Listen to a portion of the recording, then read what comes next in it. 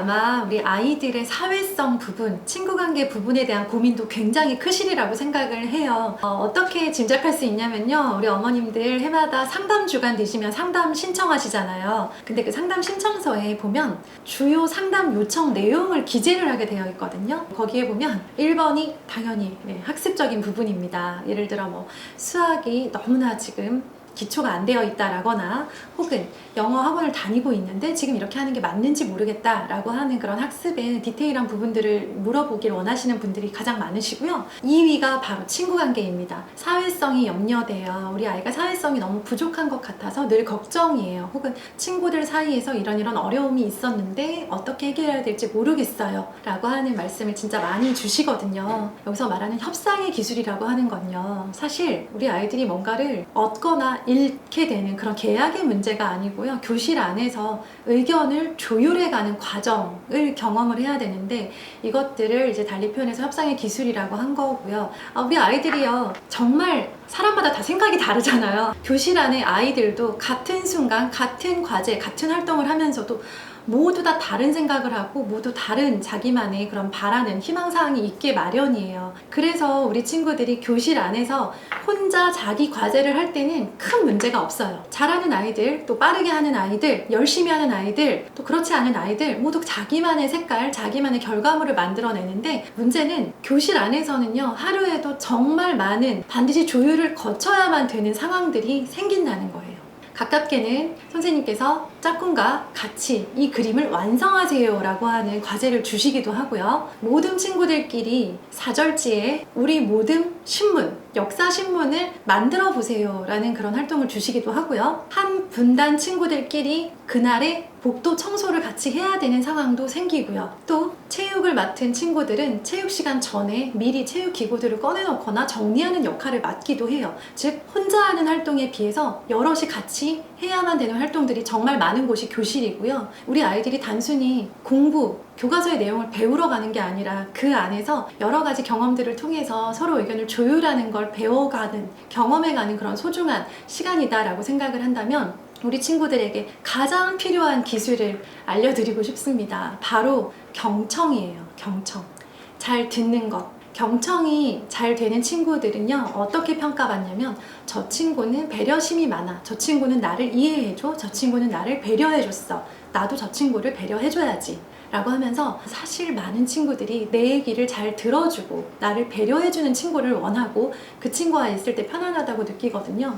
의견을 조율해가는 과정에서 상대방이 내 의견을 일단 경청해서 들어준 다음에 자기 의견을 말하는 것과 내가 말을 하기도 전에 자기 의견만 계속 내면서 그 의견을 계속 고집하는 것과 아이들의 반응이 정말 다르고요. 다른 친구들을 먼저 배려하거나 경청하는 습관이 잘 되어 있어서 이 친구들이 결국에는 2학기 반장이 되는 그런 신기한 일들이 정말 각 반에서 많이 일어납니다. 2학기 반장의 의미가 뭐냐면요, 한 학기를 지내봤는데 나는 너가 너무 좋아, 편해, 너가 좋은 친구라는 걸 내가 뒤늦게 알게 됐어 라는 의미거든요. 그래서 우리 아이가 이렇게 경청하고 배려하는 아이로 자랄 수 있도록 우리 어머님들이 가정에서 많은 경험, 일종의 훈련이죠, 을 해주셨으면 좋겠는데요. 우리 아이가 자기가 말하고 싶을 때 언제든 말을 할 수 있는 분위기도 중요하지만 다른 사람이 말하고 있을 때 자기가 말하고 싶은 걸 일단 참고 기다렸다가 말을 해주는 경청의 기본적인 기술을 익히고 경험할 수 있게 해주는 것도 중요해요. 예를 들어 엄마 아빠가 서로 대화를 하는 중에 아이가 불쑥 끼어들어서 뭔가를 물어보거나 자기 얘기를 하려고 할 때 잠깐만 기다려줘, 지금 엄마 아빠 대화하는 중이니까 조금 기다렸다가 말을 해줘 라고 하면요, 아이가 그 정도는 기다릴 수 있어요.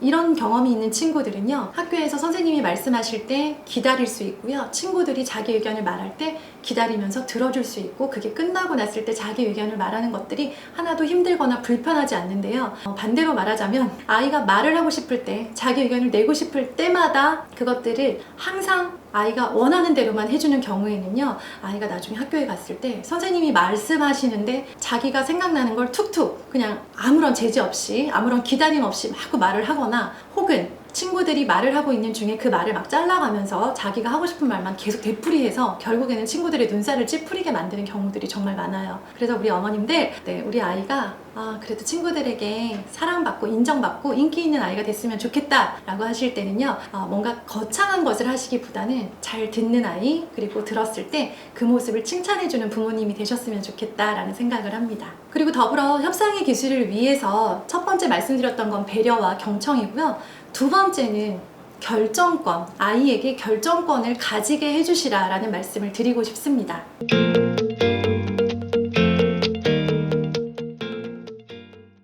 제가 앞서 질문에서 배려와 경청이 너무나 중요한 덕목이다 라고 말씀을 드렸는데요. 반대로 생각을 하자면 자기의 주장은 없이 끊임없이 배려하고 경청하는 것에만 익숙한 아이들도 있어요. 저는 상관없어요. 나는 상관없어. 나는 아무거나 먹을래. 나는 아무거나 할래. 나는 뭐 해도 좋아. 너희들이 먼저 결정해 라고 하면서 아이 스스로 자기 결정에 대해서 자신이 없는 경우가 많아요. 한마디로 그냥 생활 전반에 자신감, 내 생각과 의견에 대한 자신감이 좀 떨어져 있는 친구들이 있는데요. 그 친구들을 보면 좀 마음이 아파요. 그래서 끝까지 좀 그래서 뭘 하고 싶은지, 어떻게 하고 싶은지, 그래서 원하는 게 뭔지에 대해서 하나하나 물어보고 싶지만, 아시겠지만 교실 상황이 선생님은 한 명인데 아이들은 20명, 30명 정도 되다 보니까 한순간에 선생님이 막 그 모든 친구들의 그 마음, 잘 꺼내지 않는 마음까지도 하나하나 다 끌어내면서 말을 하기가 참 어렵습니다. 이런 친구들의 경우에는요, 생활 속에서 그것들이 큰 손해를 입히는 상황이 아니라면 아이에게 결정권을 줘보시면 좋겠다라는 생각을 합니다. 예를 들어서 이번 주말에 가족이 다 같이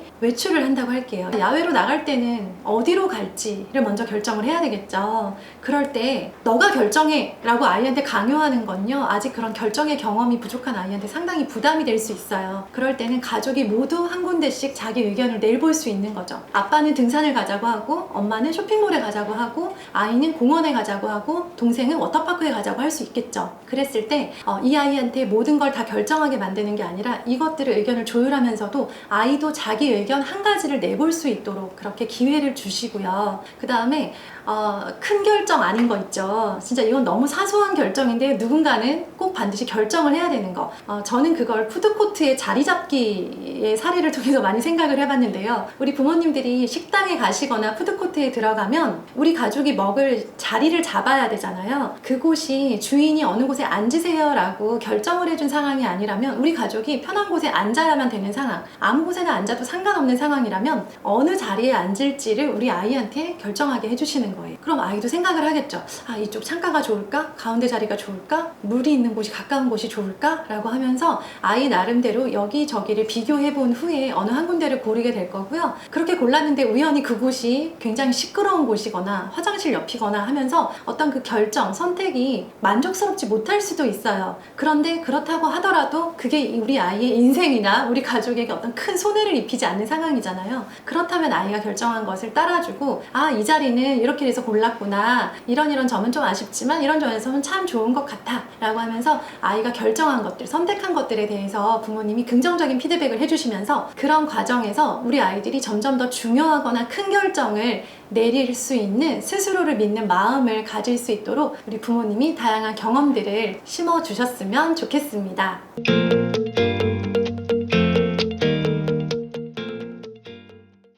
학교가 정상화되었다는 것 자체가 너무나도 감사한 일이라는 거 우리 어머님들도 많이 느끼실 거예요. 우리 아이가 집에서 수업을 하느라고 너무 힘들고 지루해하던 아이가 학교를 다시 다니기 시작하면서 즐거워해요. 학교를 가고 싶어해요. 에너지를 마구 발산하고 와요 라고 하는 그런 긍정적인 이야기들을 많이 듣습니다. 우리 아이들이요, 지금 친구 관계가 다시 정상적으로, 그러니까 원래 매일매일 만나서 싸우기도 하고 화해도 하고 친해지기도 하고 했던 그런 많은 과정들을 이제 다시 하나씩 겪어가는 상황이다 라고 생각해 주세요. 지난 2년 넘는 시간 동안 그러지 못했던 것들, 많은 경험들을 당분간, 한동안은 정말 쌓였던 걸 이렇게 폭발시키듯이 그렇게 해갈 거고요. 그 과정에서 저는 많은 갈등이 있을 거라고 생각을 해요. 우리 아이들이 선뜻 다가가지 못하는 아이들도 있을 것이고요. 그렇게 놀고 싶었던 친구면서 막상 놀게 했더니, 만났더니 제대로 신나게 놀지 않거나 서로를 대면대면하게 여기거나 아니면 만나자마자 싸움을 하거나 여러 가지 모습을 보일 텐데요. 지난 시간 동안 우리 아이들이 충분히 놀지 못했었다라는 걸 기억을 해주셨으면 좋겠어요. 이게 어떤 의미냐면요. 우리 아이들이요. 학교를 다녔잖아요. 그리고 유치원부터 기관이라는 곳에 다닐 때 마음은 딱 한 가지예요. 목표는. 나는 친구랑 재밌게 놀고 오고 싶다. 오늘 내가 학교를 가는 이유는 친구를 만나서 놀기 위함이다 라고 생각을 해요. 그랬는데 그곳에 못 갔던 거예요. 비대면 상황에서는 친구들과는 만날 수도 없으면서 공부는 정상적으로 해야 되는 상황, 그 지루한 온라인 수업을 계속 듣고 있어야만 되는 상황들을 너무 오래 겪었어요. 그래서 아마 지금 뭔가 터지듯이 그렇게 친구를 막 찾고 너무 집착하는 거 아닌가 라는 생각이 들 만큼 친구 하는 친구들도 지금 많다라고 합니다. 그런 상황들을 좀 어느 정도는 견뎌주셨으면 좋겠고요. 이것도 시간이 지나면 자연스럽게 어느 정도는 해결될 거다라고 생각을 해주시고요. 또 우리 친구들 중에서는요, 마스크를 쓰는 지금 상황들이 조금 어려운 친구들이 실제로 있어요. 목소리가 원래 작고 자기 주장이 강하지 않고 그리고 적극적이지 않은 성격을 가진 아이들의 경우에는요, 이 마스크를 쓰고 교실 안에서 제한된 상황에서 친구들과 사귀는 것에 굉장히 좀 두려움을 가지고 있거나 혹은 저 친구는 내가 말을 해도 잘 듣지 못할 거야, 혹은 난 저 친구가 무슨 말을 하는지 정확히 모르겠어, 지금 마스크를 쓰고 있기 때문에 조심하라고 했으니까 나는 아무것도 하지 않을 거야 라고 하는 그런 생각들을 하고 있는 경우가 있는데요. 이 친구들의 경우에도 시간이 좀 많이 필요해요. 우리 부모님의 마음에는 당장 우리 아이가 단짝 친구를 만나고 끈끈한 사이가 되길 바라지만 그거는 아시겠지만 우리 마음대로 되지 않거든요. 아이들의 마음이 열려야 되고요. 그리고 또 우리 아이가 조금 더 용기가 필요한 아이라면 시간이 더 걸리는 문제이기도 하다라는 거 기억을 해주셨으면 좋겠어요. 그래서 이제 정상으로 돌아간 지 얼마 되지 않았습니다. 우리 너무 조급하게 막 아이가 당장 단짝 친구를 만들어 와서 세상에 둘도 없는 그런 단단한 친구 관계를 이어갈 거다, 혹은 우리 아이가 학교에서 한 번의 싸움도 없이 인기 있는 아이가 될 것이다 라는 것도 기대하지 마시고요. 서서히 모든 것들이 자리로 돌아가기까지 나는 기다려주는 엄마가 되어야 되겠다 라는 마음으로 좀 여유롭게 바라보시면 좋겠다 라는 생각을 합니다.